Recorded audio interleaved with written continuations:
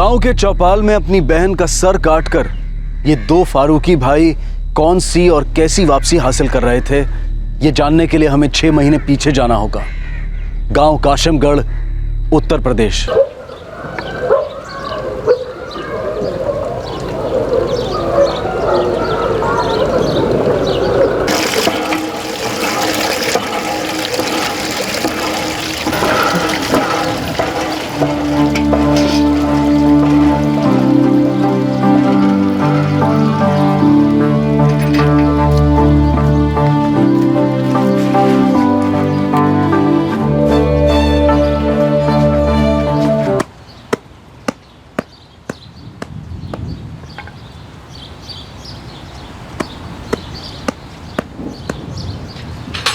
अमीना, 2 बाल्टी पानी और लेके आ। आपा हमें ना दूसरा काम है। क्या काम है तुझे? नल के पास भीड़ लग जाएगी, जाके लेके आ। आपा फिलहाल ना हमारा पानी भरने का कोई मूड नहीं है। अमीना, कहाँ जा रही है बेटा? अम्मी, आप भी ना ऐसे काम से बाहर जाते वक्त टोकना जरूरी है क्या? पर जा कहाँ रही है? एक काम है, जरूरी निपटा कर आते हैं। सुन अमीना, बेटा घर के काम से भी जरूरी कोई चीज होती है क्या? अच्छा कहिए, जल्दी कहिए। जा अशरफ भाई की दुकान पे जा, वहाँ से 1 किलो दाल और 2 रुपए के मेथी दाना और हाँ आधा किलो सेला चावल लेके आना। ठीक से तुलवाना और ये ले पैसे गिन कर देना, संभाल के जा। अम्मी लाइए। अम्मी, मेम साहब को जरा 2 बाल्टी पानी लाने के लिए भी कह दीजिए। हम कहते हैं तो इनका मूड छूट बीच में आ जाता है। अरे मेरी प्यारी आपा जान, अल्लाह ताला ने माशाल्लाह अच्छे खासे हाथ पैर दिए। 2 बाल्टियाँ तो यूँ ले आएंगी आप नहीं? अमीना, ये ले, ये तुम्हें खाना देकर आ। अरे अमीना, अब ऐसा मुंह क्या बना रही है? बेटा ये तो मेहनत करने के दिन है ना, जा जाते हुए ये भी दे आना। हाँ भाई, मेहनत ही करने की तो उम्र है। और कुछ बचा है? जा जा।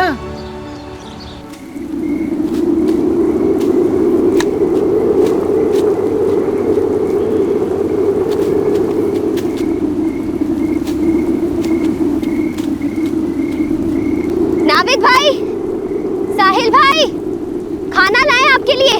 यहाँ पर रख दे क्या? हाँ वहीं रख दे। खा लीजिएगा, ठीक है? हम जा रहे हैं। हाँ खुदा हाफिज। हाँ खुदा हाफिज। नावेद भाई, इसके पैर नहीं पंख हैं, जब देखो तब उड़ती रहती। सही कह रहे हो। पता नहीं किस बात की इतनी जल्दी रहती है इसे। खुद पूरे दिन तितली की तरह यहाँ वहाँ उड़ती रहती है और पूरे घर को भी नचाती रहती है।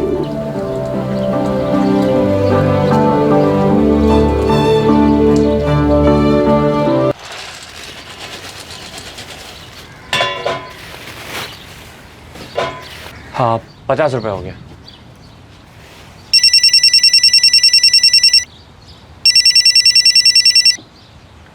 अरे आ रहा हूँ मियाँ, आ रहा हूँ, थोड़ा सब्र तो करो यार। ठीक है शाकिर जी, दुकान का ध्यान रखना, आता हूँ।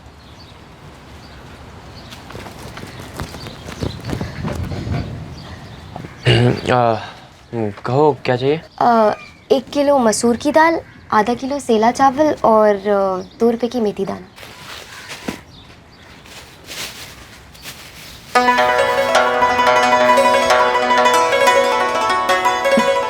ऐसे क्या घूर रही हो? आंखों से चीर दोगी क्या? अरे मेरे हीरो, तू परमिशन दे देना तो कच्चा चबा जाऊं तुझे कोफ्ते की तरह। कर बेशरम कहीं भी। ये ले। अच्छा अम्मी से बात की? हाँ की। तो कब आ रही है हमारे घर? पहले तुम्हारे अब्बू से बात करेंगे, उसके बाद तुम्हारे घर आएंगे। अब तक क्यों नहीं आई? आ जाएंगे। देखो शकील में हम हमारी ट्रेन नहीं छूटने देंगे। हाँ, आज शाम तक का वक्त है आपके पास। आपकी अम्मी हमारे घर पर रिश्ता लेकर आ जानी चाहिए, वरना हम खाने पे अब्बू से कह देंगे कि तुम्हारी अम्मी से हमारे रिश्ते की बात कर ले। बस समझ गए ना? अमीना, अमीना सुनो।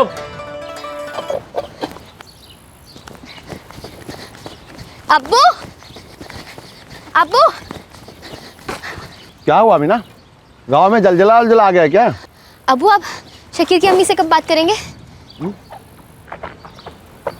अब्बू जवाब क्यों नहीं दे रहे हमें? अरे बात करेंगे, लेकिन पहले उनको बात करनी पड़ेगी ना। हाँ तो इतवार को आ रहे हैं वो लोग घर पे। तुझे किसने बताया? अब्बू हम बता रहे हैं ना आपको, वो आ रहे हैं इतवार को घर पे। देख अमीना, तू बड़ों के बीच में ना पड़े तो अच्छा है। अरे कैसे ना पड़े अब्बू? मतलब आप लोगों के पहले आपके चक्कर में हमारी गाड़ी छूट गई तो? अब्बू हमें ना बूढ़ी दुल्हन नहीं बनना। और वैसे भी आप सब तो जानते हैं ना कि बचपन से हमारा दिल कितना जुड़ा हुआ है शकील के साथ। तो बस निकाह तो हम उन्हीं से करेंगे। बेटा वो सब ठीक है लेकिन हाँ तो बस अप्पू, इरफान को वो लोग हमारे घर पर आ रहे हैं ना, तो आप सारी बातें कर लीजिएगा और निकाह की तारीख तय कर लीजिएगा। बस हम ये बात जाकर अम्मी को अभी कभी बता देते हैं, ठीक है? अल्लाह हाफिज। अमीना, अरे ऐसे कैसे? अमीना, अमीना थोड़ी हया रख बेवकूफ। अरे भाभी जान, इतना तो शर्मा रहे, अब इससे ज्यादा ना हमसे नहीं होगा। वो देखिए जीनत मैडम को, बेचारी जल भुन के ना राख हुई जा रही है। नहीं अब चाबी ठंडी चाय पिलाएगी? हाँ अम्मी, शुक्रिया बेटा। पूरे 4 चम्मच चीनी भरकर डालिए मेरे हीरो। अब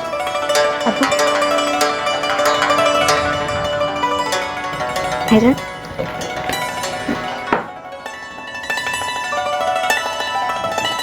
अमीना बेटा तुम अंदर जाओ। अम्मी हमें सुनना है क्या बातें हो रही है? ये बचपन से ही ऐसी है, थोड़ी सरफिरी सी।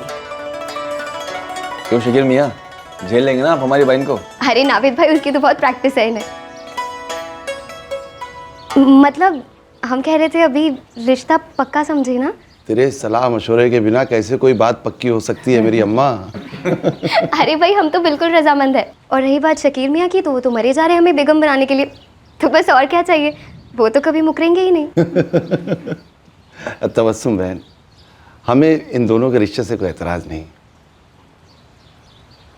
बस बहन, अमीना की आपस जीनत के हाथ पीले हो जाएं पहले, फिर इन दोनों की निकाह के लिए एक अच्छी सी तारीख निकलवा लेंगे।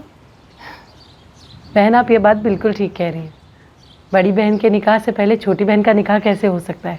और ये दोनों तो बचपन से खेले कूदे हैं साथ में, इनकी कौन सी गाड़ी वाड़ी छूटे जा रही है? क्यों?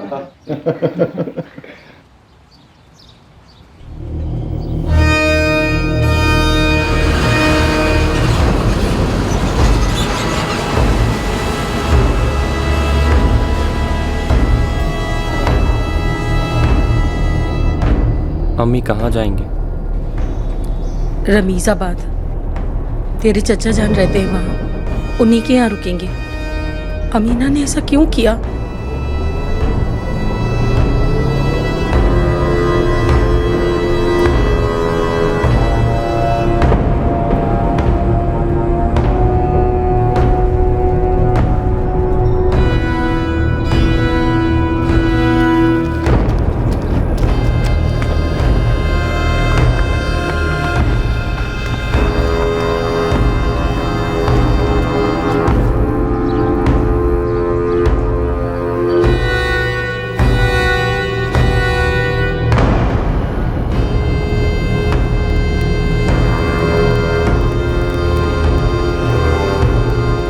नाविद, कहाँ जा रहा है तू?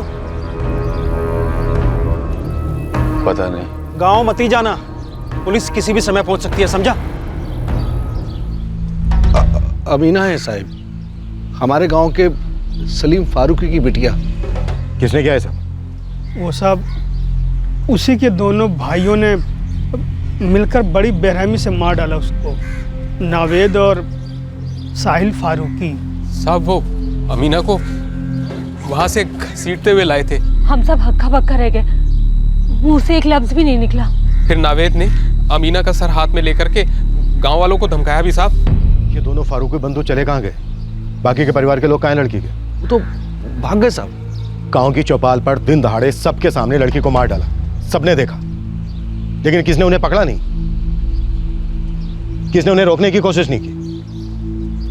क्यों? पूरा का पूरा गांव मिला हुआ है क्या उनसे? नहीं साहब, हमें लगा उनका निजी मामला है। कौन सा निजी मामला है? गांव की चौपाल तक घसीटा गया, फिर गला काटकर सुलझाया गया।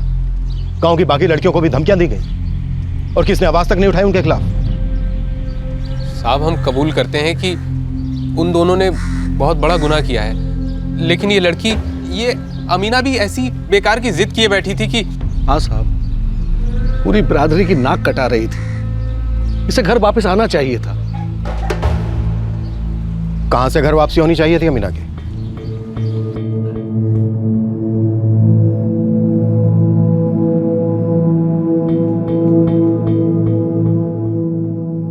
अरे मैडम थोड़ा मुस्कुराओ तो सही, लड़के को ये तो लगे कि लड़की देखने आया हूँ, मैयत में नहीं। जाओ।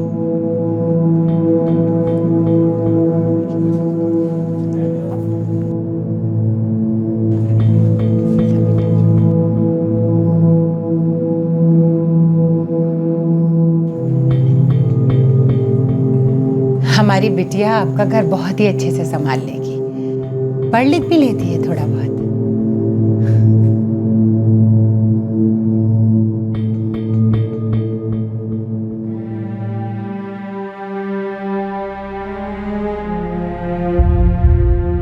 जैसे चीनी घुल जाती है ना दूध में, ठीक उसी तरह ये आपके खानदान में ऐसे मिल जाएगी। बहन, आप पहचान ही नहीं पाएंगी कि ये आपकी बहू है या बेटी। हमारी दोनों बेटियां घर काम में बहुत मजी हुई हैं, और फिर जीनत तो खाना भी बहुत अच्छा बना लेती है। तो लियाकत भाई, हाँ समझे इस रिश्ता को, निकाह की तारीख पक्की करें। सलीम भाई, हमने तो देख ही लिया है जीनत को, जरा अपने परिवार वालों की भी राय ले लें। एक हफ्ते का वक्त दो हमें, आज ही तो देखा है, एक दिन में ऐसे थोड़ी ना होती है। अब्बू अब तो 4 महीने हो गए, आप लोग जीनत के लिए लड़का देखे जा रहे हैं, कुछ हो ही नहीं रहा है। अल्लाह की मर्जी है बेटा, हर चीज का एक सही वक्त होता है। पर अब्बू, कहीं पर ये तो नहीं लिखा है ना कि छोटी बहन की शादी बड़ी बहन से पहले नहीं हो सकती? लिखा तो नहीं है, लेकिन होता भी नहीं है, रिवायत है। अब्बू मान लीजिए खुदा ना खास्ता अगर बड़ी बहन का निकाह कभी हो ही ना, तो इसका मतलब क्या ये है कि छोटी बहनों का भी निकाह कभी ना हो, वो बिन ब्याह ही रह जाए? बकवास ना कर, सब रखो, जीनत का जल्द निकाह होगा, फिर तुम्हारा भी हो जाएगा। अब्बू देखिए, हमसे अब और नहीं होगा, हम कह दे रहे हैं कि हमारा निकाह करवा दीजिए, जीनत का जब होना है तब होता रहेगा। बेकार की जिद मत करो अमीना, जीनत से पहले शादी के बारे में सोचना भी मत, वो कभी नहीं होगी। अब्बू हम बात कर रहे हैं आपसे, आप 1 मिनट सुनिए तो सही। अरे जमाने की ऐसी की तैसी अम्मी, हमें क्या करना है जमाने वालों से? हमें मेहंदी हाथों में लगवानी, सफेद बालों पर नहीं। अमीना, इतनी क्या खुदगर्जी है, अभी तेरी उम्र ही क्या है? अच्छा, और ये धक्यानुसी पना, ये ठीक है अम्मी? अरे अगर जीनत को कोई लड़का पसंद नहीं कर रहा है तो उसमें हमारी क्या गलती है? हम तो बस इतना कह रहे हैं कि हमारा निकाह करवा दीजिए, फिर ढूंढते रहिएगा इनके लिए शहजादा आप। बस कर बेशरम, तुम्हारे जैसे तो नहीं है ना हम, तो किसी भी लड़के के गले पड़ जाए। ख्याल है हमें अपने अम्मी अबू और भाइयों की इज्जत का। आपको क्या लगता है आपा कि हमें ख्याल नहीं है इनकी इज्जत का? अरे क्या कर रहे हैं हम, निकाह करने की बात कर रहे हैं, थोड़ी ना कहीं भाग रहे हैं। और हमारी मानिए ना तो आप भी हमारे नक्शे कदम पर चलिए, आसान होगा सबके लिए। चल बिन मछली की तरह जो तड़प रही हो ना शौहर के लिए, वो आंख भी मिट जाएगी तुम्हारी। खुदा के लिए जुबान को लगाम दो, एक थप्पड़ मारेंगे वहीं आके तुम्हारे। हम थप्पड़? अम्मी बचपन में इसके पैर काट दिए होते ना, तो ना ये पैर फिसलते ना इतनी लंबी जुबान। 1 नंबर की बेहया हो गई है लड़की। बेहया तो हम ही है ना, एक तुम ही तो हो दूध की धुली हुई। पता नहीं क्या समझती है अपने आप को, शायद इसीलिए हर लड़का आके ना मना करके जाता है तुम्हारे लिए। हमारे सामने चेहरे पर कुछ और, दिल में कुछ और, शायद हमें नहीं दिखती तुम्हारे अंदर की बात, पर वो लड़के देख लेते एक नजर में। हम छोटे तो तुम हाथ उठाओगी हमारे ऊपर? हाँ, तुम क्या समझती हो अपने आप को? उठाएंगे तुम पे हाथ, जब तक तुम्हारी जुबान चलेगी ना तब तक मेरा हाथ भी चलेगा। क्या बचपना है ये? बचपना हम कर रहे हैं या वो कर रही है? हाथ उठाएगी हम पर?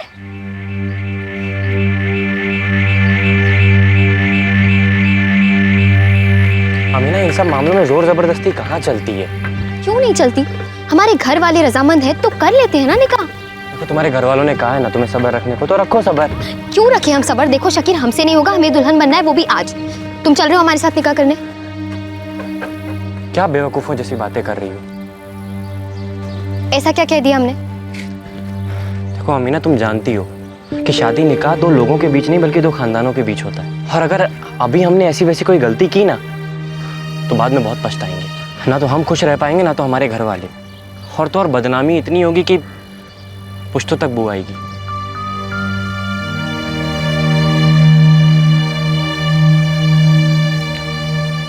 अमीना बेटा, जरा समझा करो, छोटी वाली का निकाह अगर बड़ी वाली से पहले हो जाता है तो जमाना सोचता है कि जरूर बड़ी वाली में कोई खोट है, फिर तो उसका निकाह होने से रहा। और अगर वाकई में कोई खोट हो तो उसका निकाह हो ही ना, तो उसमें छोटी बहन का क्या कसूर है भाईजान? लेकिन अपनी जीनत में तो कोई खोट नहीं है ना। हाँ, कुछ वक्त लगेगा उसके लिए एक ढंग का लड़का ढूंढने के लिए, और घर में 2-3 बार तो ये बात हो चुकी है ना कि पहले जीनत फिर अमीना, फिर क्यों बार बार ये बात उठा लेती हो? क्योंकि हमसे इंतजार नहीं हो रहा है। अमीना, तुम एक काम करो, तुम घर के कामों में टूट पड़ो, मन लगा के घर का हर काम सीख लो, इससे एक तो वक्त गुजर जाएगा और ऊपर से तुम्हारी आने वाली ज़िंदगी भी बेहतर हो जाएगी शकीर के साथ। पर हाँ, इस मसले पर इस घर में दोबारा कोई बात नहीं होगी। किसी की नहीं सुनी इसने, बस अपनी जिद पर अड़ी रही, कर दिया सब उल्टा पुल्टा। अब कल शाम की ही तो बात है।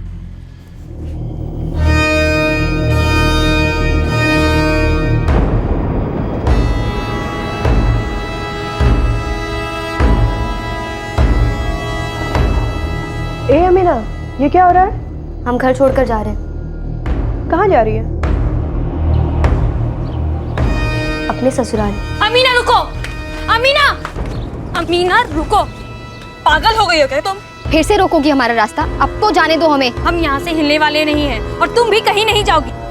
अब क्या नया बखेड़ा खड़ा किया इस लड़की ने? अम्मी ये कहती है शकील के घर जाके रहेगी हमेशा के लिए, वो भी निकाह से पहले। क्या? अम्मी अपने कपड़े वपड़े भी साथ में रख लिए हैं।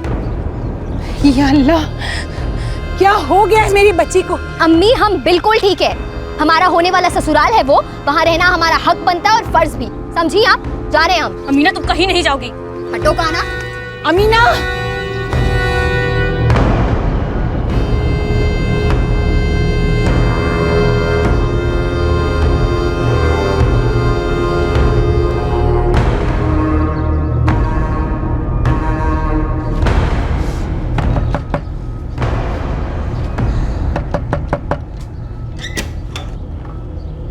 अरे अमीना। अम्मी हम अब से यहीं पर रहेंगे। हाँ अम्मी, मैं अभी घर आता हूँ। हाँ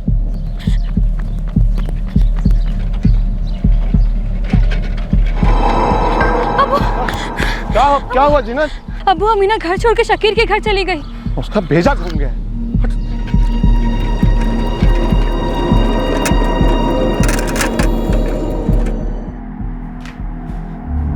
अमीना ये क्या है?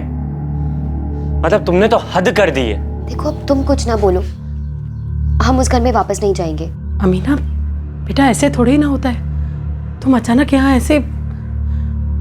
बेटा तुम एक दिन भी यहाँ रुकी तो हम दोनों खानदानों पर कितनी आफत आएगी तुम्हें अंदाजा भी है? अम्मी आप तो बड़ी है ना, आप मौलवी साहब को बुलाकर हम दोनों का निकाह पढ़वा दीजिए, और फिर मजाल है किसी की जो हमें यहाँ से जाने के लिए कह दे।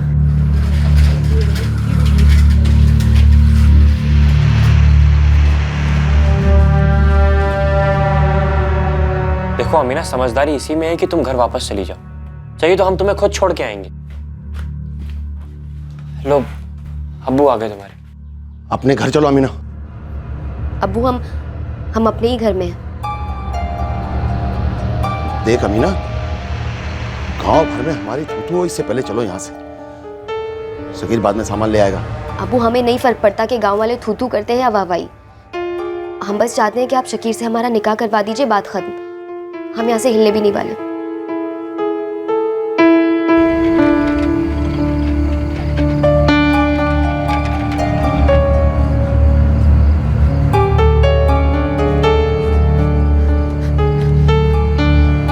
अमीना कहाँ है? माथा घूम गया है लड़की का, कोई बात मानती ही नहीं। हाय अल्लाह, अगर गांव वालों को किसी को पता लगा कि अमीना निकाह से पहले अपने होने वाले शौहर के घर रात भर रही तो हम गांव वालों को क्या मुंह दिखाएंगे?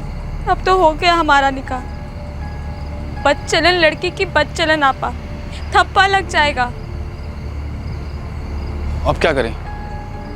एक काम करते हैं, जायदा और मैं सरपंच साहब के पास जाते हैं। जावेद भाई अब आप ही कोई सलाह दीजिए, करें तो क्या करें? सलीम भाई, आप और हम चलते हैं तबस्सुम के घर, हम बात करते हैं बच्ची से, शायद मान जाए।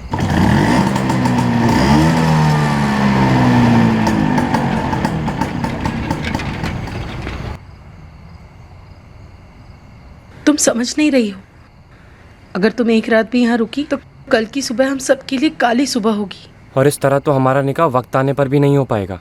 अरे तो हम तो कह रहे हैं ना कि बुला लीजिए मौलवी साहब को, कर लेते हैं निकाह। हम तो अभी से कह रहे हैं कबूल है, कबूल है, कबूल है।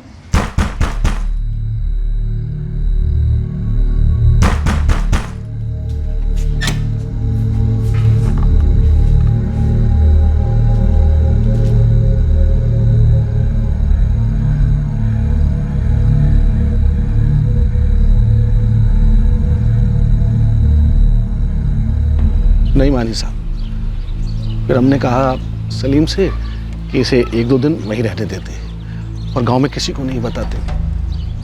जब इसकी जिद का बुखार उतरेगा तो चुपचाप शाकिल ले आना। सर,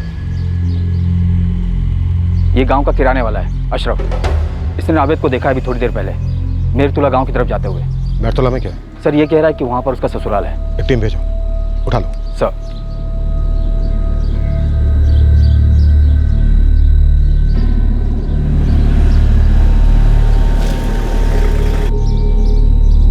साहब, वो रहा नावेद।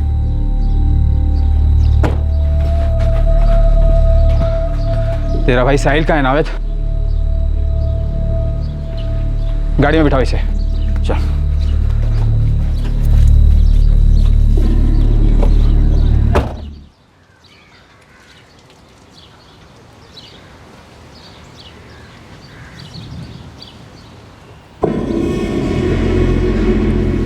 अरे ये वही है ना साहिल फारूकी, मुस्तफ़ा के खेत में जो काम करता है? हाँ, क्यों? इससे पुलिस ढूंढ रही है। ऐसा क्या किया इसने? आपको नहीं पता?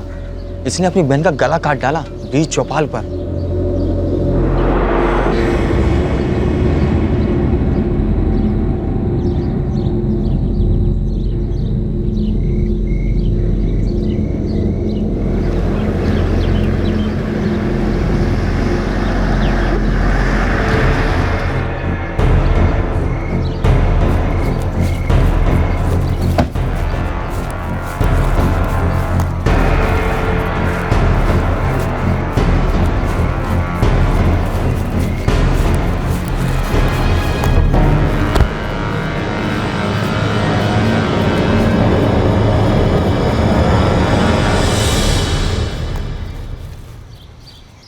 जिस दिन नावेद और साहिल ने अमीना का कत्ल कर दिया था, उसी शाम को उन दोनों को पुलिस ने पकड़ लिया था। वो दोनों दूर तक भाग नहीं पाए थे, पर एक रात पहले जब अमीना रात भर घर नहीं लौटी तो वो रात फारूकी खानदान के लिए समझो कयामत की रात थी। खुद सरपंच जी भी फुसफुसा सकते हैं, और उनकी बेगम मतलब वो तो बिल्कुल भी चुप नहीं बैठेंगी। हमने तो अपना मुंह तक नहीं खोला अम्मी, पर आपको बता दे वो शहनाज जो है वो आई थी, 1000 सवाल पूछ रही थी, कैसे अमीना बिना निकाह किए अपने ससुराल चली गई वगैरह वगैरह। पता नहीं ये लड़की इतनी जिद्दी कैसे हो गई। कैसे हो गई? अरे आपके लाड़ प्यार ने अमीना को इतना सर पे चढ़ा रखा है। हर बात पे आप ही कहते थे ना छोटी है छोटी है, ये कहकर आपने उसकी बड़ी से बड़ी गुस्ताखियां माफ की। हम अम्मी से बिल्कुल सहमत है, आप ही ने बिगाड़ा है उसे। हाँ, सारा कसूर तो हमारा ही है।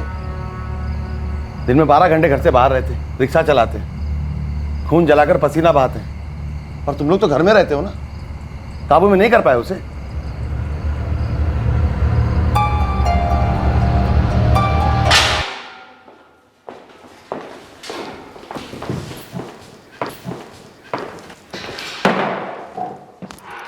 हमारे गांव के बाहर एक पुल है साहब,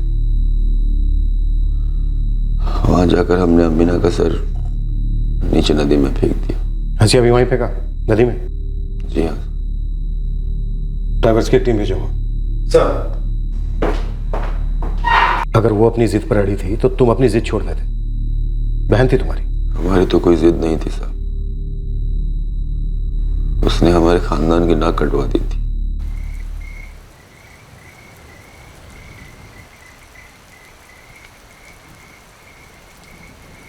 अरे नावेद, तुम्हारी बहन घर वापस नहीं आई?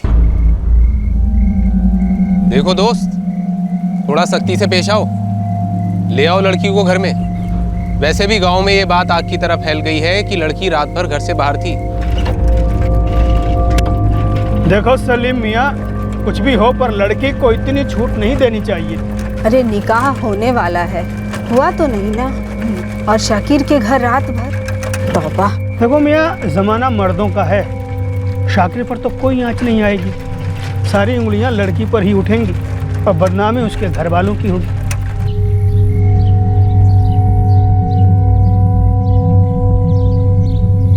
शाम को हम कोशिश करके अमीना को घर वापस ले आएंगे। नहीं अब्बू, अब आप नहीं जाएंगे। अब साहिल और हम उसे अपने तरीके से घर लेकर ही आएंगे। ना, तुम नहीं जाओगे।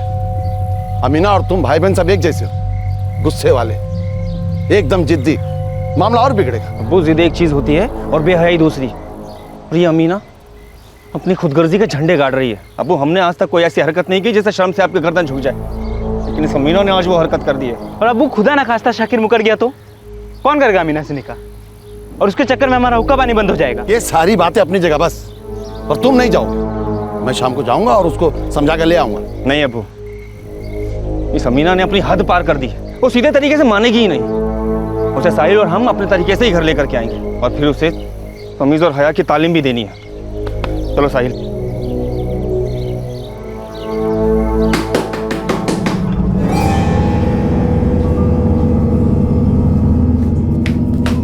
चलो अमीना, अब तेरी मनमानी नहीं चलेगी, समझी? भाईजान हमें नहीं आना। शकीर बोल दो ना इन्हें, हमें नहीं जाना है। नहीं जाना। कहाँ ना चलो। अमीना तुम जाओ इनके साथ। अम्मी आप कह दीजिए ना, नहीं जाना है हमें इनके साथ में, समझ नहीं रहे। अमीना जाओ बेटा, तुम समझ क्यों नहीं रही हो? आप लोग नहीं समझ रहे। अम्मी निकाह करवा दीजिए ना, हमारा हाथ जोड़ रहे हैं आपके। हमें नहीं जाना है इनके साथ। अम्मी छोड़िए भाईजान। अम्मी भाईजान हमारे लिए तो तभी मर गई थी साहब, जब उसने घर छोड़ा था। बाजारू औरत की तरह निकल पड़ी थी घर से, फिर भी हमने उसको घर लाने की कोशिश की, लेकिन वो अपनी जिद पे अड़ी रही साहब। अगर वो तुम्हारे लिए मर चुकी थी तो फिर क्यों गया उसके पीछे पीछे? रहने देते उसे उसी मरी हुई हालत में। ऐसे ही नहीं मार दिया साहब, इसलिए मारा क्योंकि वो जिंदा लाश हमारे खानदान की इज्जत को और उछालती। उसको मार के हमें कोई मजा नहीं आया साहब। छूट की बहन थी हमारी।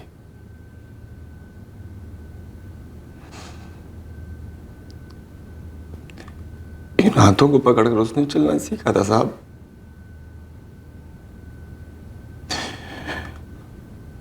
उसकी पहली रोटी हमने उसे अपनी गोद में बिठा कर खिलाई थी। बहुत प्यार करते थे उसे साहब। उसके हाथ से हर जिद पूरी करते थे उसे। सबसे ज्यादा ईदी उसे मिलती थी साहब। अभी बड़ा प्यार उमड़ रहा है अपनी बहन पर, और कुछ घंटों पहले ऐसी हवानियत दिखाई। उसकी जिद साहब। तो पूरी कर देते उसकी जिद, निकाह करवा देते उसका। आपके लिए कहना आसान है साहब, लेकिन ऐसा होता नहीं है। ये यूपी का एक छोटा सा गांव है साहब, कोई लखनऊ गुड़गांव या मुंबई नहीं। निकाह करवा देते शकीर के साथ तो जीनत जिंदगी भर कुंवारी बैठी रहती साहब। और अगर वो कुछ कर लेती अपने साथ तो अब तुमने कर दिया, मार डाला अपनी छोटी बहन को। एक और रात अगर वो वहां रहती ना साहब, तो हमारे खानदान का गांव में जीना दुश्वार हो जाता। हुक्का पानी बंद हो जाता हमारे परिवार का साहब। तो इस डर से अमीना को दुनिया से ही निकाल दिया। अब तो नहीं होगी कि सलीम फारूकी के दोनों लड़के क्रिमिनल निकले। तभी तुम्हारा एक छोटा बच्चा है ना, वो क्या सुनते हुए बड़ा होगा ये नहीं सोचा। तुम्हारी बीवी, मां, जीनत, सलीम, इन सब पर क्या बीतेगी, कुछ नहीं सोचा।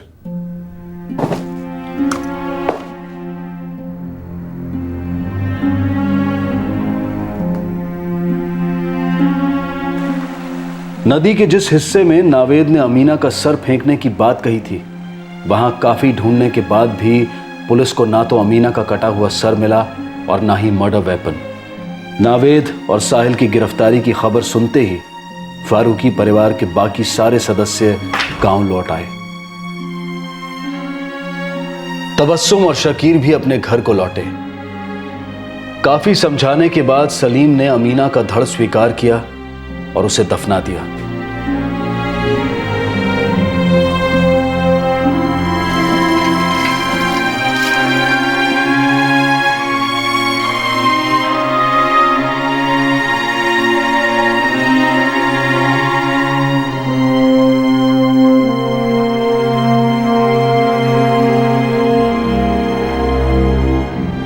नावेद और साहिल फारूकी इस वक्त न्यायिक हिरासत में हैं और मुकदमा शुरू होना अभी बाकी है। हमारी दक्षिणी एशियाई सभ्यता के लगभग सभी अंगों में यह रिवायत है कि पहले बड़ी बहन की शादी होती है और फिर उसके बाद छोटी। लेकिन क्या ये रीत, ये रिवायत पत्थर की लकीर है। माना कि समाज की रजामंदी काफी मायने रखती है। अक्सर परिवारों में, खासकर छोटे शहरों और गांव में, ये सवाल पूछा जाता है, अरे भाई, बड़ी बेटी की अभी तक शादी क्यों नहीं हुई? लेकिन जरूरी नहीं है कि यह प्रथा चलती रहे। समय और समाज दोनों बदल रहे हैं, लोगों की सोच बदल रही है। शायद उस हद तक और उतनी दूर तक नहीं बदल रही है, लेकिन बदलाव रोज की हकीकत है। जब परिवार की इज्जत के नाम पर कोई अपने ही घर वाले का कत्ल करने से पीछे नहीं हटता, तब यह जरूरी हो जाता है कि रस्मों रिवाज के परे हम सब मूलभूत इंसानियत की घर वापसी की कामना करें।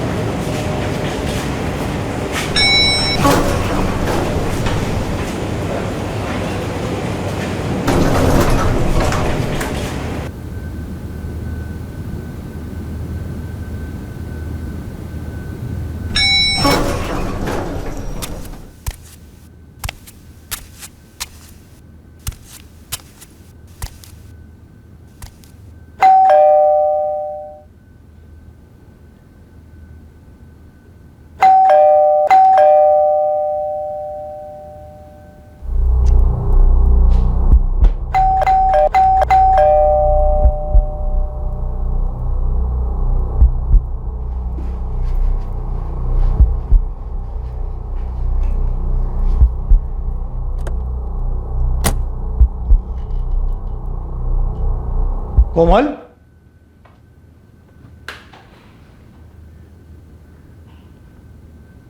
कोमल, कोमल,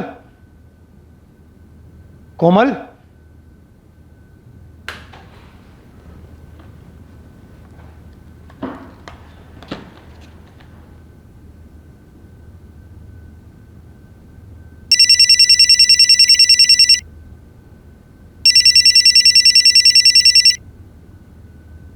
कोमल,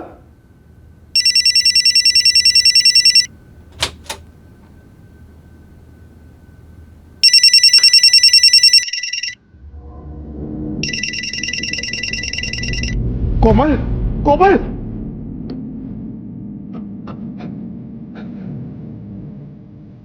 निखिल, अरुण, निखिल, निखिल, अरुण, निखिल, अरुण,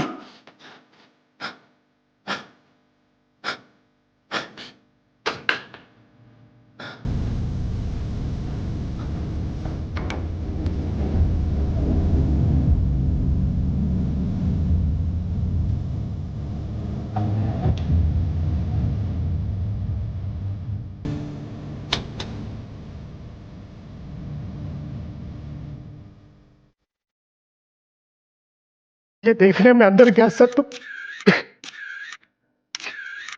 मनोज जी, ऐसा लगता नहीं है कि कुछ चुराया गया है आपके घर से? कुछ पता नहीं है सर। कुछ सर, कोई फोर्स्ड एंट्री नजर नहीं आ रही। दरवाजे के लॉक्स तोड़े नहीं गए। मैंने डोरबेल बजाई, कोई रिस्पॉन्स नहीं था, तो मैंने अपनी चाबी से घर का दरवाजा खोला और अंदर आ गया। पहले मैंने किचन में देखा, वहां कोई नहीं था, तो मैंने कोमल को फोन किया। रिंग जा रही थी सर, यहां बेडरूम से। तो मैं भागकर अंदर गया तो वो वहां पर पड़ी हुई थी। सर, मर्डर वेपन हो सकता है।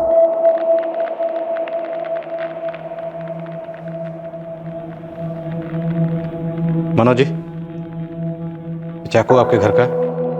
जी सर। शेखर, इसे फिंगरप्रिंट्स के लिए भेजो। सर, फर्स्ट हैंड कंक्लूजन ये कहता है कि कातिल कोई जान पहचान का ही रहा होगा, जिसके लिए घर का दरवाज़ा खोला गया।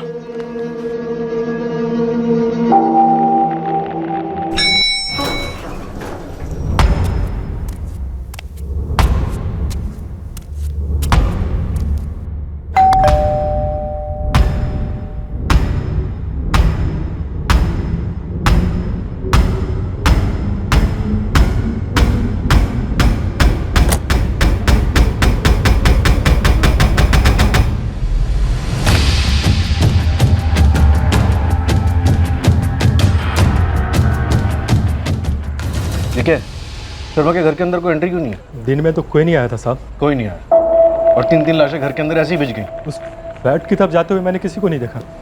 मैं तो पूरे दिन यहीं बैठा था साहब। पूरे दिन इधर ही बैठते?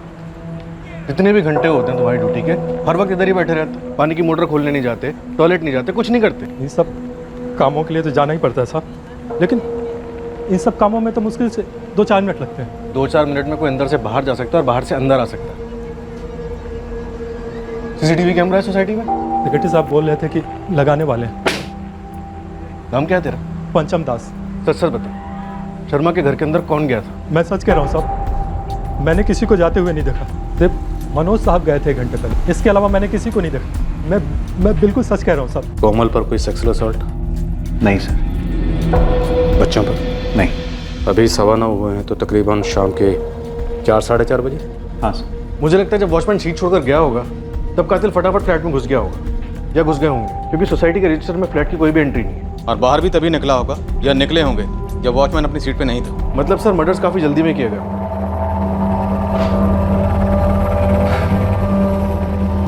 मनोज जी, आपने अपने सभी रिश्तेदारों को इन्फॉर्म कर दिया? कोमल के पेरेंट्स मुरादाबाद से निकल चुके हैं।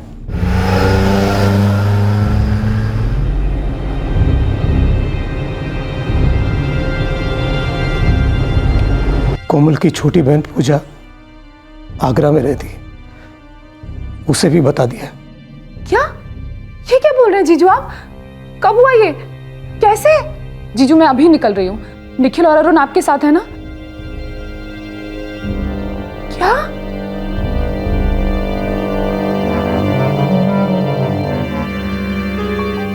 आपके पेरेंट्स? पहुंच ही रहे होंगे, चंदन चौक में रहते हैं।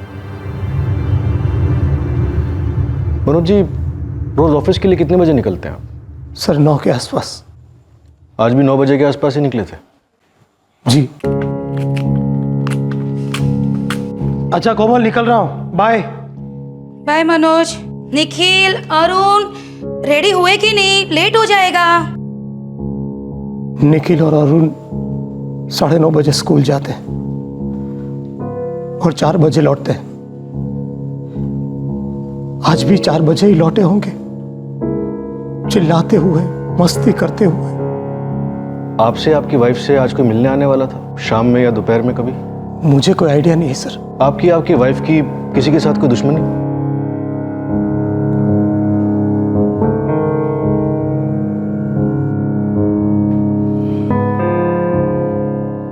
अवस्थी, खोदो, पता लगाओ पति पत्नी के बीच कोई माजरा तो नहीं था। पति पत्नी के बीच में सीरियस प्रॉब्लम की वजह से पति ने पत्नी का कत्ल कर दिया।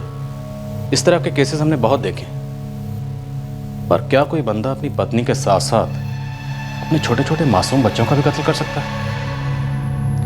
बच्चे स्कूल से जस्ट लौटे होंगे सर, स्कूल के जूते उतारे, बैग रखा और बस कहानी खत्म। अगर पति पत्नी के बीच में किसी तरह की कोई अनबन थी तो घर में नौकर या आस पड़ोस में किसी को कुछ तो पता होगा। क्रियाक्रम के बाद सबसे डिटेल क्वेश्चनिंग करते हैं सर। और इस मनोज शर्मा और कोमल शर्मा के फोन रिकॉर्ड्स भी निकलो।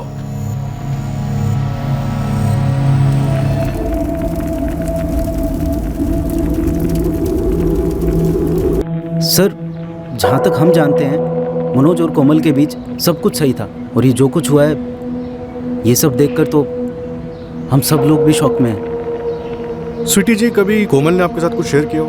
नहीं सर, हम दोनों काफ़ी अच्छे दोस्त थे, दुनिया भर की बातें शेयर करते थे, लेकिन उसने अपनी फैमिली प्रॉब्लम कभी डिस्कस की ही नहीं। शायद कुछ थी ही नहीं। रुपेश मेहरा और स्वीटी मेहरा कौन है? मनोज शर्मा के पड़ोसी है सर। और ये अजय शर्मा और शांति शर्मा? वो मनोज के माँ बाप है सर।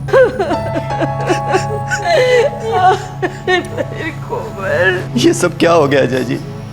अनर्थ हो गया, सब बर्बाद हो गया। मनोज इकलौता? जी सर। और ये जयप्रकाश और मालती मिश्रा कोमल के माँ बाप? हाँ सर। ये पूजा अग्रवाल और तन्मय अग्रवाल? पूजा विक्टिम कोमल की छोटी बहन है सर, और तन्मय अग्रवाल पूजा का बेटा।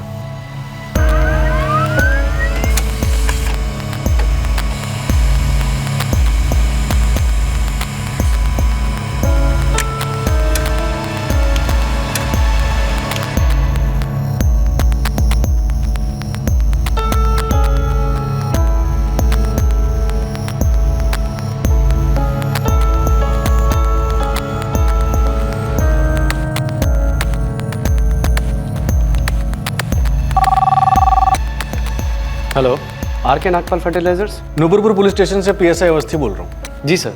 आपके मार्केटिंग हेड मनोज शर्मा के बारे में कुछ जानकारी चाहिए थी। कैसी जानकारी? 7 जुलाई को ऑफिस में वो कब तक था? सर मैं अभी चेक करके बताता हूँ।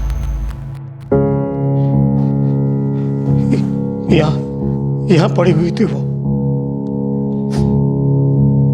फिर मैं निखिल और अरुण के बेडरूम में गया। वो दोनों बाथरूम में।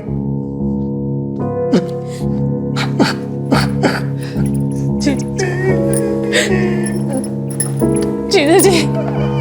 सर मनोज और कोमल के फोन रिकॉर्ड्स क्लीन है। जान पहचान वाले से बात हुई? पड़ोसियों से बात हुई थी सर। मनोज का कोई अफेयर नहीं है। कोमल रेगुलर हाउसवाइफ थी, बच्चों में बिजी रहती थी। और ये मनोज का ऑफिस? कल शाम 6:30 बजे तक मनोज ऑफिस में ही था, सेल्स मीटिंग में। उसके बाद वो ऑफिस से निकला। शक करने जैसे कोई मूवमेंट नहीं है सर। क्या ऐसा हो सकता है कि इस मनोज शर्मा के पास 2 फोन नंबर हैं? दूसरे फोन नंबर से इसने पूरी प्लानिंग की और फिर किसी और से तीनों कत्ल करवाए? हो सकता है सर, लेकिन कातिल जो भी होगा वो करीबी जानने वाला होगा। कोमल की लाश बेडरूम में पाई गई और कोमल की रजामंदी के बिना कोई उसके बेडरूम में कैसे एंटर कर सकता है? और कोमल शर्मा का किसी से कोई अफेयर नहीं था? फोन रिकॉर्ड्स में तो ऐसा कुछ नहीं निकला सर। शायद खबरी कुछ बता सके। बेस्ट खबरियों को काम पे लगाओ, बहुत गहराई तक खोदना होगा। कातिल पक्का कोई इनर सर्कल का आदमी होगा जो कोमल शर्मा और उसके दोनों बच्चों को अच्छी तरह से जानता हो। सर स्कूल में मेरी बात हुई, कंफर्म्ड है। बच्चे 3:55 पे बिल्डिंग के बाहर ड्रॉप हुए। 4 बजे तक कॉलोनी में दाखिल हुए होंगे। रोज की तरह मस्ती में घर पहुंचे होंगे, इस बात से बिल्कुल अनजान कि उनके साथ क्या होने जा रहा है।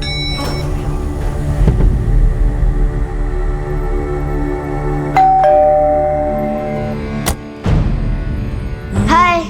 घर में एंटर हुए होंगे और बैग्स रखे होंगे और उसके बाद स्कूल के जूते उतारे होंगे।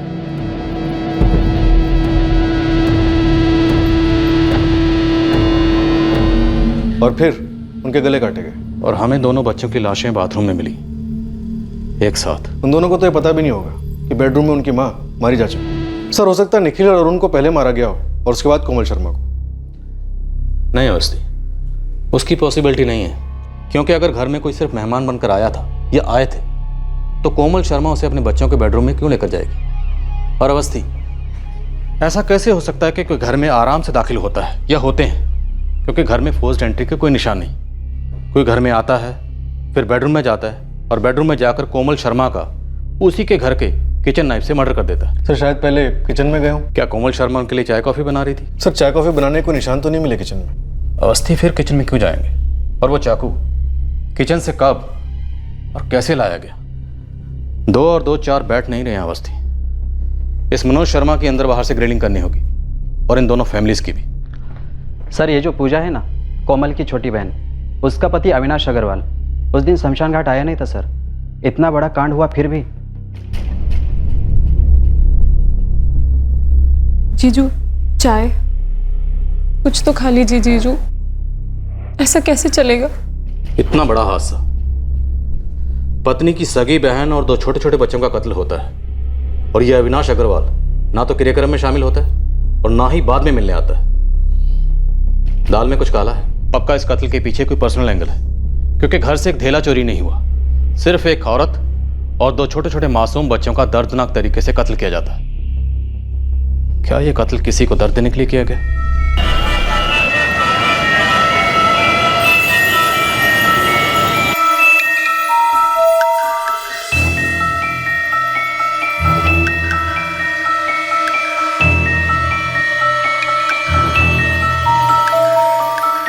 जयप्रकाश जी, मैं ये पूछना चाहता हूँ कि आपकी बेटी और दामाद के बीच में किसी तरह की कोई अनबन तो नहीं थी?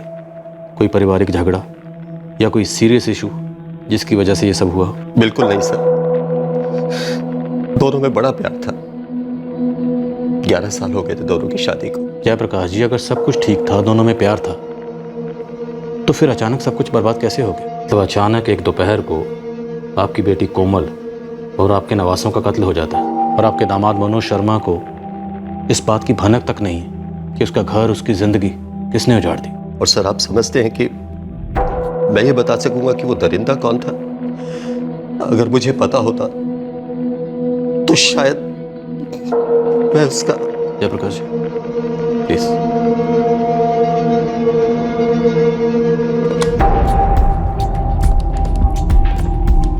number you have called is currently switched off. Tiwari, ji sir. इस अविनाश अग्रवाल का कोई दूसरा नंबर है क्या? उनकी पत्नी पूजा ने तो यही नंबर दिया सर। जयप्रकाश जी, आपके दूसरे दामाद अविनाश अग्रवाल। उसका क्या सर? आपकी बेटी पूजा और अविनाश अग्रवाल की शादी कब हुई? 8 साल पहले। आपके दूसरे दामाद अविनाश अग्रवाल आपकी बेटी कोमल शर्मा के अंतिम संस्कार में नहीं आए, कोई खास वजह? सर, मेरी पत्नी ने पूजा से पूछा था। पूजा, अविनाश कहाँ है? अंतिम संस्कार पे भी नहीं आया।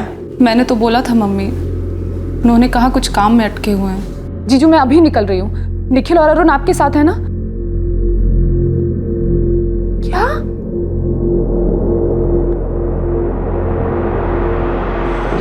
अविनाश, कोमल दीदी और बच्चों का मर्डर हो गया है। हाँ, बताया तुमने। वो कल मुझे बहुत काम है और सुबह जल्दी भी उठना है। क्या? तुम एक काम करो, तुम अभी जाओ और तन्मय को भी अपने साथ ले जाओ। मैं अपना काम निपटाकर कल आता हूँ। उनका फोन आउट ऑफ रीच जा रहा है मम्मी, शायद किसी काम में बिजी होंगे। ऐसा भी क्या काम था आपके दूसरे दामाद अविनाश अग्रवाल को कि वो दूसरे दिन भी गायब रहे? सर, मैं समझ नहीं पा रहा हूँ, आपका इशारा क्या है? जयप्रकाश जी, आप ये तो समझ पा रहे हैं ना कि मैं इशारा कर रहा हूँ? सर्विस करने वालों की अपनी भी कुछ मजबूरियां होती हैं कि नहीं? अटक गया होगा कहीं। लेकिन उसके बावजूद भी अविनाश का फोन अभी भी आउट ऑफ रीच है। जयप्रकाश जी, आपका पूरा विश्वास है कि आपकी दोनों बेटियों की शादीशुदा जिंदगी में कोई परेशानी नहीं थी, कोई प्रॉब्लम नहीं थी? कहीं आप हमसे कुछ छुपा तो नहीं रहे? इतना तो आप जानते ही होंगे कि सच को खामोशी में लपेटना भी कानून की नजर में झूठी माना जाता है। कमाल कर रहे हैं आप। बेटी खोई है, 2 छोटे छोटे नवासे खोए हैं मैंने, और आप है कि मुझ पर ही झूठ बोलने का आरोप लगा रहे हैं।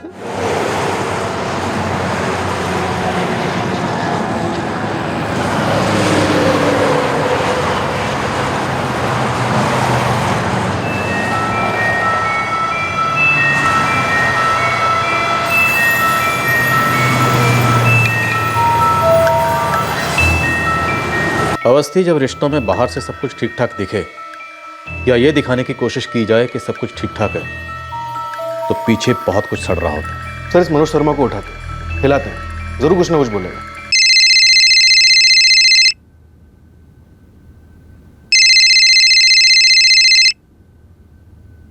जीजू, आपका फोन।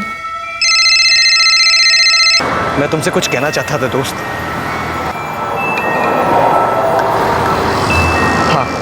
मनोज जी, हमें ये इनसाइड जॉब लग रहा है। मतलब आपके किसी जान पहचान वाले का। अब कातिल एक था या एक से ज़्यादा, जो भी था, लेकिन इतना तय है कि वो जो भी था आपकी पत्नी कोमल और आपके दोनों बेटे अरुण और निखिल को करीब से जानता था, शायद बहुत करीब से। तो बताइए, अपनी पत्नी और दोनों बच्चों का कत्ल क्यों किया? आप इतनी घटिया बात सोच भी कैसे सकते हैं? कातिल को उसके किए की सज़ा दिलवाने के लिए हम कुछ भी सोच सकते हैं, कुछ भी कर सकते हैं। बहरहाल, आप ये बताइए कि आपका साड़ू अविनाश अग्रवाल आपकी पत्नी कोमल के क्रियाक्रम में शामिल क्यों नहीं हो? कत्ल हुए 2 दिन हो गए, लेकिन वो मिलने तक नहीं है। मैंने पूजा से पूछा था, वो बोली काम में बिजी है वो। घर के 3 करीबी लोगों का कत्ल हुआ, जिसमें 2 छोटे मासूम बच्चे शामिल थे। इतना क्या बिजी? सच कहूं सर? सच ही कहिए। अजीब तो मुझे भी लगा वो नहीं आया। चलो, कोमल उसे पसंद नहीं थी, लेकिन बच्चे। कोमल पसंद नहीं थी मतलब? बोलिए। नहीं सर, आप जैसा सोच रहे हो वैसी बात नहीं है। तो कैसी बात? वो हमारी फैमिली और पूजा की फैमिली के बीच में उतना अच्छा नहीं था। क्या अच्छा नहीं था? रिश्ता। मनोज शर्मा, इससे पहले कि हम आगे बात करें, मैं आपको एक बात क्लियर कर दूं। अगर आपका इरादा हमें कोई मनगढ़ंत कहानी सुनाकर गुमराह करने का है, तो आपकी जानकारी के लिए बता दूं, इस कुर्सी पर बैठ के मुझे बहुत लोगों ने झूठी कहानी सुनाई, और जो हमें झूठी कहानी सुनाता है उसका हम बहुत बुरा हाल करते हैं। मैं कोई कहानी नहीं सुना रहा हूं सर। दरअसल अविनाश कोमल से नाराज था।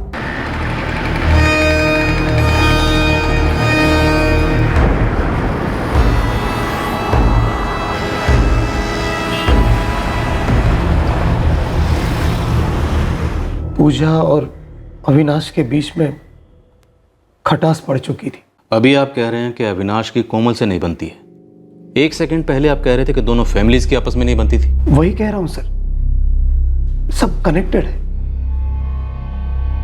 पूजा और अविनाश के बीच में टेंशन थी क्योंकि हमारी फैमिलीज के बीच में टेंशन थी, क्योंकि पिछले 3 साल से अनबन चल रही थी। कैसी अनबन? पूजा और अविनाश के बीच में लड़ाइयां चल रही थी और कोमल उन दोनों के बीच में सुलह करवाने की कोशिश कर रही थी। हर वाइफ की बेसिक एक्सपेक्टेशंस होती है अपने हस्बैंड से, उसमें कुछ गलत नहीं है। एक्सपेक्टेशन बेसिक वाले में सब समझता हूँ, लेकिन ये जो ख्याली पुलाव बनाने रहना है ना, ये पागलपन है। ख्याली पुलाव? 8 साल हो गए हमारी शादी को अविनाश, तब जो हालात थे आज भी वही है, 1 इंच आगे नहीं बढ़े हम। तो पीछे भी तो नहीं गए ना, और आगे बढ़ने से क्या मतलब है तुम्हारा? ज्यादा पैसा? क्या करोगी क्या इतने पैसों के तुम? क्यों चाहिए तुम्हें इतने पैसे? और अगर पैसे से इतना ही प्यार है ना, तो go and find yourself a better job. जाओ नौकरी करो और दोनों हाथों से बटोरो पैसे। तो तुम में वो एम्बिशन क्यों नहीं है अविनाश? तुम जवान हो, पढ़े लिखे हो, अच्छा खासा कमा लोगे तो सबके लिए अच्छा ही होगा ना। तुम कोशिश क्यों नहीं कर रहे हो? क्योंकि मुझे अपनी जिंदगी जीनी है कोमल, मुझे पैसों की गुलामी नहीं करनी है। वाह, देख रही हो दीदी क्या जिंदगी जी रहे हैं हम लोग। मेरी एक ठीक ठाक जॉब है पूजा। मैं मानता हूं कि मैं मनोज जितना कमाता नहीं, या फिर कोमल जितना पॉश घर नहीं है हमारा, लेकिन हम ठीक हैं पूजा। और ये बात अपने लालची भेजे में तुम डाल लो एंड स्टॉप कंपेयरिंग। मैं कंपेयर सिर्फ अपने आप से करती हूँ। 8 साल पहले और अब कोई चेंज नहीं आया है, सब कुछ वैसा का वैसा ही है। घर की हालत देखो, अपना सेविंग्स अकाउंट देखो, इन्वेस्टमेंट, कोई इन्वेस्टमेंट है हमारी? अरे इन्वेस्टमेंट तो दूर की बात, एक अच्छी छुट्टी पे भी नहीं गए आज तक। तुम वहां ऑफिस में सड़ते रहते हो और मैं यहाँ घर पे। सड़ना ही जिंदगी है? या मुझे बता दो, अगर सड़ना ही जिंदगी हो गई अब तुम्हारे लिए। देखो अविनाश, जमाना महंगाई का चल रहा है, कुछ देर के लिए तुम पूजा के नजरिए से जिंदगी को क्यों नहीं देखते? इतनी भी जिद ठीक नहीं है ना। रहने दो दीदी, ये आदमी जानबूझ के कुछ नहीं करता, सिर्फ मुझे परेशान करने के लिए। क्या मैं जानबूझ के कम कमाता हूँ? देख रही हो कोमल किस तरह बकवास करती है तुम्हारी बहन। एक बात ठीक से समझ लो तुम पूजा, कि हमारी चद्दर जितनी लंबी होगी उतना ही पैर फैलाएंगे, एंड दैट्स इट। कहाँ ये बाबा आदम के जमाने की बात लेकर बैठ गए? चद्दर के परे क्यों नहीं सोचते? अरे कुछ देर के लिए पूजा क्या चाहती है वो तो समझ लो, उसकी जरूरतों को पूरा करने की कोशिश तो करो। ऐसा तो नहीं है कि पूरी जिंदगी वो तुम्हारी गुलामी करती रहे।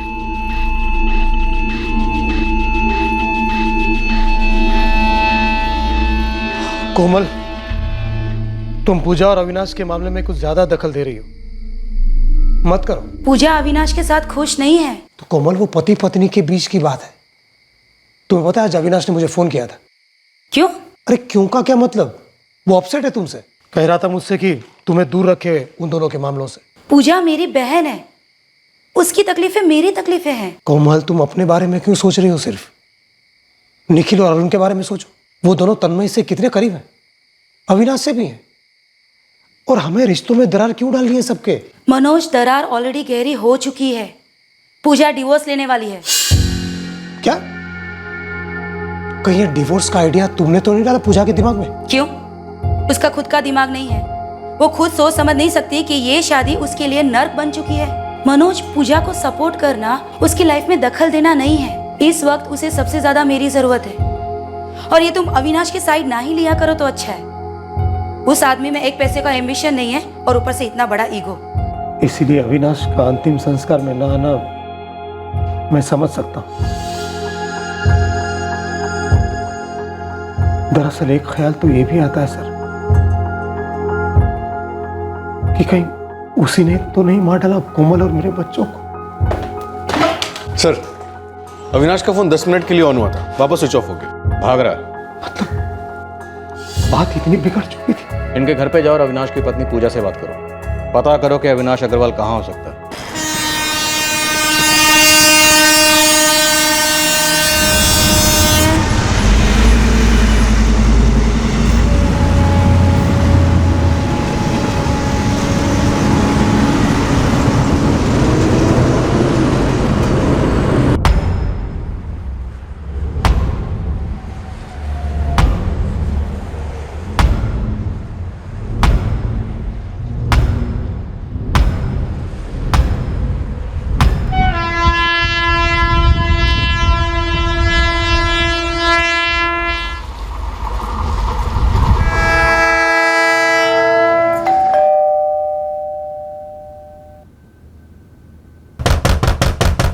सर अविनाश का फ़ोन आउट ऑफ रीच है, कल से ऑफिस भी नहीं गया है।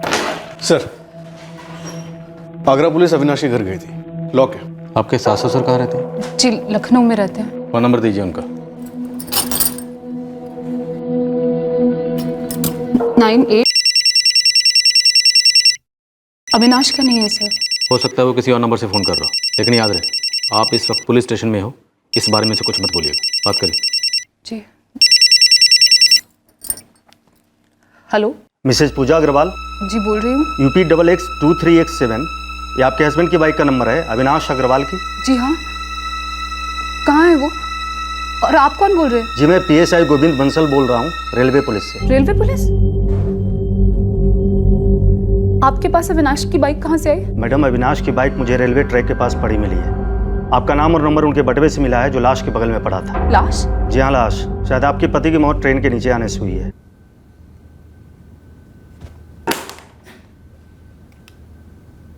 क्या हुआ पूजा जी? क्या हुआ पूजा जी? पूजा, क्या हुआ?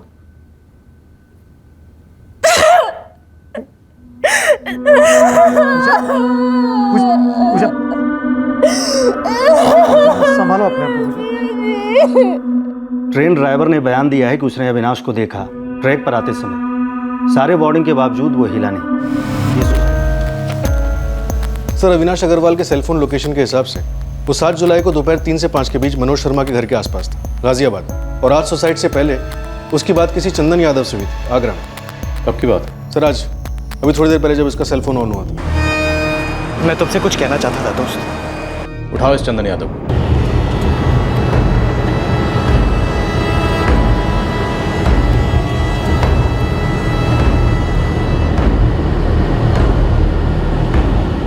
चंदन यादव अविनाश अग्रवाल का दोस्त था। वो पहले यही कहता रहा कि उसे कुछ मालूम नहीं है, पर आखिरकार उसने पुलिस से सच कहा। चंदन ने इस रोंगटे खड़े करने वाले ट्रिपल मर्डर की सारी हकीकत पुलिस को बयां की। सर, मेरा यकीन कीजिए, मैं सच कहता हूं। अविनाश मेरा दोस्त था, लेकिन इस कांड में मेरा कोई हाथ नहीं है सर। चंदन यादव, तो इस कांड के बारे में जो कुछ भी जानता है ना, सब कुछ बता दे, A to Z, वरना तेरे हाथ तो क्या, तेरे हाथ पैर नाक कान कुछ भी नहीं बचेंगे। चल पकना शुरू कर। सर, 7 जुलाई की रात को मैं और अविनाश रात में बाहर में बैठे थे। वो एक अरसे से परेशान चल रहा था।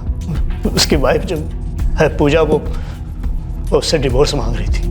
यार चंदन,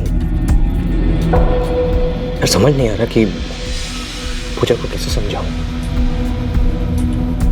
मेरी बात सुनती ही नहीं है वो।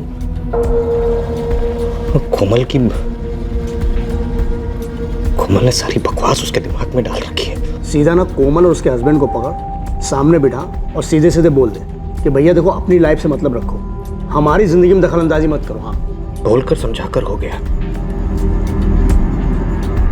काफी बार बोला भी उसे और समझाया भी। अबे तू एक बार अच्छे से समझा, मजबूत होकर बात करेगा तो ही बात बनेगी। अब कोमल दखलंदाजी कभी नहीं करेगी और ना ही अपना मुंह खोलेगी। मतलब? यार चंदन, तू रो क्यों रहा है?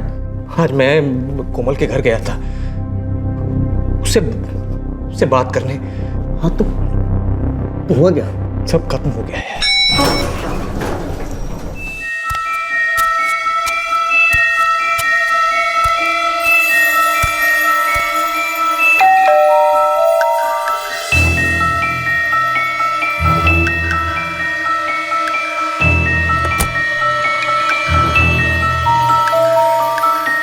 अरे अविनाश, वो क्या है, मुझे आपसे कुछ अर्जेंट बात करनी थी। क्या मैं अंदर आ जाऊं? हाँ आओ ना।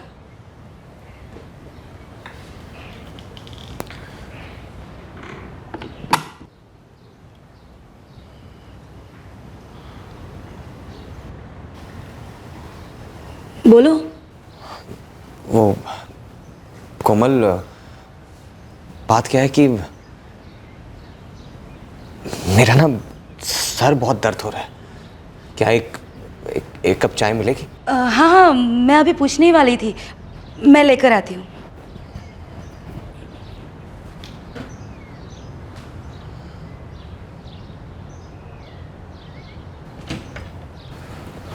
कोमल, अरे तुम बैठो, मैं लेकर आती हूँ। वो क्या कि मैं कहना चाहता था कि पति पत्नी की बात होती है ना, वो पति पत्नी के बीच में ही रहनी चाहिए। तो मैं पराई थोड़ी हूँ, बहन हूँ उसकी, और वो भी बड़ी। उसकी खुशी क्या है वो मैं अच्छी तरह से जानती हूँ, इसलिए उसके फैसले को मैं सपोर्ट कर रही हूँ। क्यों कोमल? क्यों मतलब क्या? पूजा तुम्हारे साथ खुश नहीं है और तुम भी उसके साथ खुश नहीं हो। देखो अविनाश, डिवोर्स इतनी बुरी चीज नहीं है, तुम दोनों के लिए अच्छा है और तन्मय के लिए भी। और पूजा का ये फैसला बिल्कुल सही है। पूजा का ही तो फैसला नहीं है कोमल, ये तुम्हारा फैसला है। तुम मेरी, तन्मय की और पूजा की जिंदगी बर्बाद करने में तुली हुई। अविनाश बस, तुम्हारे साथ झगड़ा करने का मेरा कोई मूड नहीं है और मेरे पास समय भी नहीं है। बच्चे अभी आते होंगे, प्लीज तुम निकल जाओ। मुझे भी तुमसे लड़ना नहीं है कोमल, मैं भी थक गया हूं लड़ने से, बस बहुत हो गया। और उसी समय बच्चे भी वहां आ गए। यार चंदन, मुझे समझ में ही नहीं आया कि मैं क्या करूं। मैं उन्हें मारना नहीं चाहता था, नहीं मारना चाहता था। ये मैंने क्या कर दिया चंदन? यार बच्चों की तो कोई गलती भी नहीं थी। तुझे वहां किसी ने देखा तो नहीं? जब मैं वहां पहुंचा तो वॉचमैन अपनी सीट पर नहीं था, और जब मैं वहां से निकला तब भी वो अपनी सीट पर नहीं था। मुझे किसी ने नहीं देखा चंदन, सिवाय सिवाय सिवाय किसके? मेरे ज़मीर ने देख लिया यार, मुझे पहचान लिया, मुझे नंगा कर दिया मुझे। मैं इस खेत के साथ जिंदा नहीं रह सकता यार, कभी नहीं रह सकता। दरिंदा बन गया यार चंदन। तीन खून किए मैंने, उसमें से तो बच्चे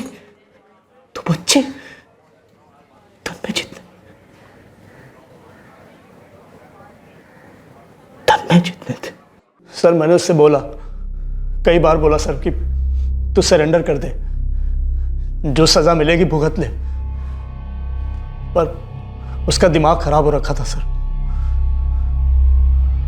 और फिर उसने मुझे फोन किया। मैं तुमसे कुछ कहना चाहता था दोस्त। तो तूने डिसाइड कर लिया? हाँ।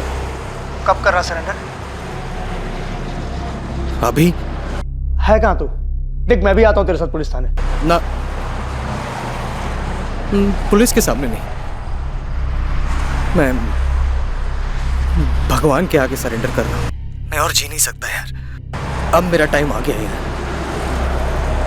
मेरा टाइम आ गया।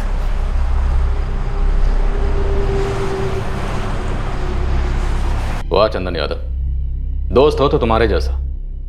तुम्हारे दोस्त ने तुम्हें बताया कि वो सुसाइड करने वाला है, लेकिन तुम चुपचाप बैठे रहे। तुम्हारे दोस्त ने तुम्हें बताया कि उसने 3 कत्ल किए हैं, लेकिन तुम फिर भी चुपचाप बैठे रहे, जैसे कुछ हुआ ही नहीं। सर क्या करता मैं, दोस्त था वो मेरा सर। और वैसे भी सर उसने मर्डर के बाद मुझे सब कुछ बताया।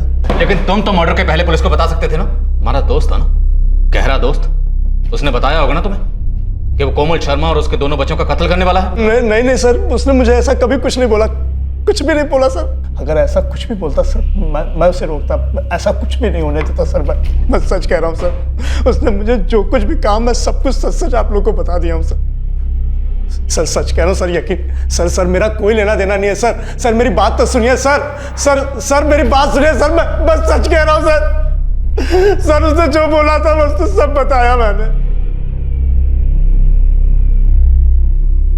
कोमल और पूजा के माता पिता शौक में हैं। उन्हें पूजा और अविनाश के बीच की दूरी का कोई अंदाजा नहीं था। मनोज के माता पिता सुन पड़ गए हैं, समझ ही नहीं पा रहे हैं कि एक दूसरे ही जोड़े के बीच की घरेलू प्रॉब्लम की वजह से उनके दोनों पोतों को इतनी बेरहमी से क्यों छीन लिया गया। मनोज और पूजा के लिए यह धक्का बर्दाश्त के बाहर है। उन्होंने कभी सोचा भी नहीं था कि अविनाश इतना भयंकर कदम उठाएगा, और वो भी सिर्फ इसलिए क्योंकि कोमल, पूजा और अविनाश के घरेलू मामले में दखल दे रही थी। पछतावा, खेद, ये एक ऐसा जज्बात है जो किसी कर्म को करने के बाद होता है या फिर कुछ होते वक्त ना करने से भी हो सकता है। दुख की बात है कि ये खेद का जज्बात जुर्म की सजा के साथ मिलकर मुजरिम के साथ साथ और कई लोगों का दुख दुगना कर देता है। इस केस में एक जवान मां और उसके 2 मासूम बच्चों का कत्ल कर दिया गया और अविनाश के खेद ने उससे खुद अपना कत्ल भी करवा दिया। अविनाश ने सोचा कि जो शख्स उसे दर्द दे रहा है उसे मिटाकर उसका अपना दर्द चला जाएगा, पर इस दर्द ने खुद उसे भी मिटा दिया और अब ये दर्द सभी जीवित लोगों के दिलों पर एक परमानेंट पत्थर बनकर रह गया। अब मैं अनूप सोनी आपसे विदा लेता हूं। कल रात फिर मुलाकात होगी एक और नए केस के साथ CID के एपिसोड के बाद।